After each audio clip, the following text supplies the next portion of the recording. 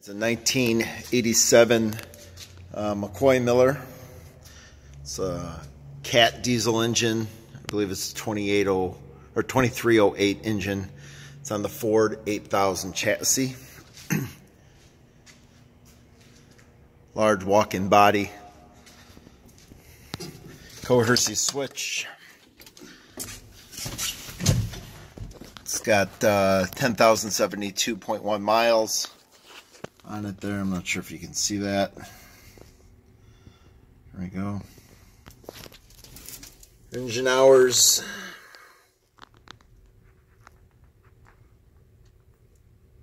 Fairly minimal, 30. Set up here. He had a radio here that we obviously took out. The sirens there. Also has rooms for radio back in this way. The inside of that there. We'll flip the lights on here for you.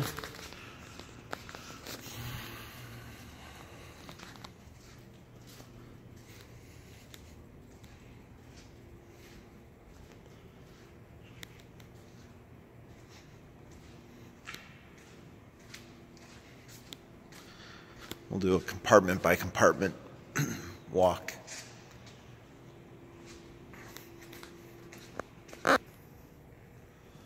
Alright, so the front, we got the compartment where the winch control is. Big, huge winch. And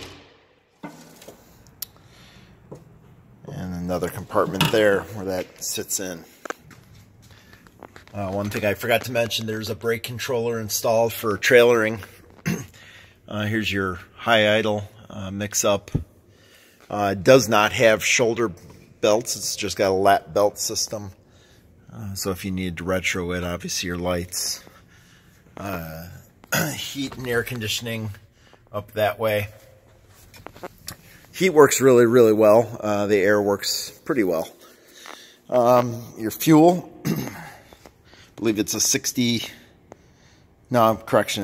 gallon tank, diesel tank there. So your first compartment here is your generator. So your warm up, your start stop there. You can also control it from inside the cab, start stop, and also in the rear. I'll show you from the inside of the walk-in. So this is maintained pretty much every 3 months. It goes to our fleet management for maintenance for the entire vehicle. Your next compartment down in this way, you can see the depth, how deep these compartments are, and what items are in there. You got multiple 30 amp plug-ins, 2 on each side. So you know that these tires and rims are brand new from last year. They had to replace, they used to be split rims, and they replaced the entire setup there. So these are brand new. There's a couple $1,000s worth of brand new tires and rims that have probably less than 50 miles on them. And on the back of that one, this compartment here is good size, large compartment. We got our Fortuna Rescue Craft in there, some ropes. And then this compartment in the back has one shelf here. We have lift bags in here right now. This side of the vehicle is not used as much. The other side is set up more for rescue. We tow a trailer also that's permanently hooked up to our vehicle. So on the back here, we have a big coffin compartment. We have a canopy in there. You can see your lights with your pole, your slide pole to extend those lights. That's on both sides. The back of the inside here, way the setup goes here, you basically have a whole bunch of cabinet space or shelf space. that we've got set up. You've got 2 seats, 1 on each side, storage underneath each one of these seats.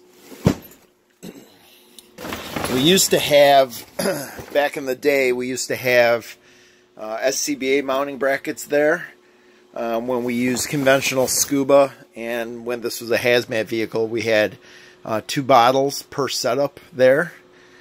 So you can easily get that squared away if you wanted. Here's all your circuit breakers, your relays, all that is accessible there. There's a big, huge closet compartment here. We just have a bunch of extra stuff that was put in there. You're going to get 2 bottles for the Cascade. They were hydroed 2 or 3 years ago, I believe. 2 6,000-pound bottles there.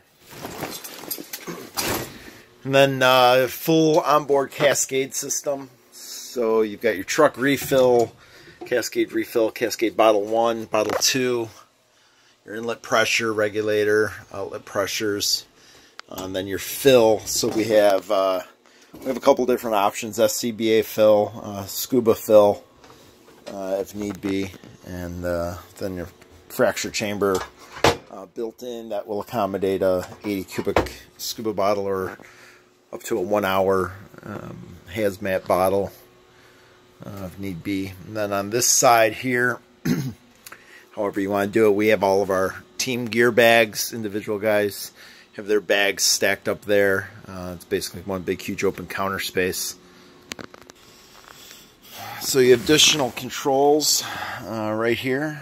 You can do lights, interior, your generator, and then your exterior quartz lights, front and rear.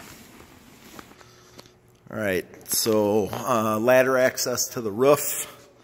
There's really nothing up there that we would do or access, so we really don't ever go up there, but this is just another coffin.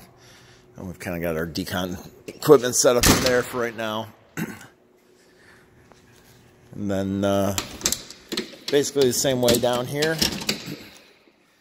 That's where we have our scuba sets. You know, we're using composite high pressure bottles, so they're lightweight. We lay them down flat. Each shelf has its own setup. So we have 3 sets there. Then 2 more sets there, and then a variety of different equipment in that compartment.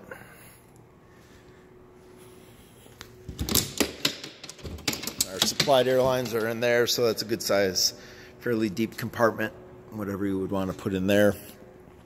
2 more compartments up here. So this lower one, there's your vehicle batteries. Those are 3 of 14. They were replaced. Very good setup, and some more batteries for sonar.